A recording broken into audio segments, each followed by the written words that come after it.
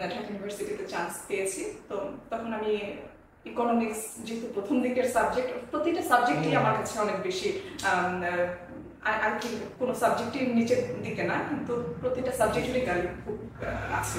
তো আমি ইকোনমিক্সকেই বেছে নিলাম। ইকোনমিক্সে আমি ভর্তি হলাম, ইকোনমিক্সে আমার পদচারণা শুরু হয়ে গেল। তো পড়াশোনার ইকোনমিক্সটা অনেক পড়াশোনা, তো পড়াশোনার ভিতরে একদম ঢুকে যেতে হলো আমাকে। তো পড়াশোনার ভিতরে যখন ঢুকে গেলাম তখন আমার হাজব্যান্ড দেখলো যে আচ্ছা ও তো এখানে পড়াশোনা শুরু করে দিছে, এখন এই সময় ওকে জাপানে কাছে বেড়াতে আসি। তো ওইটাই আমার প্রথম জাপানে আসা। হ্যাঁ, তখন আমার বয়স খুবই কম, মানে আমি প্রথম আমার বিদেশ বলতে জাপান আসা।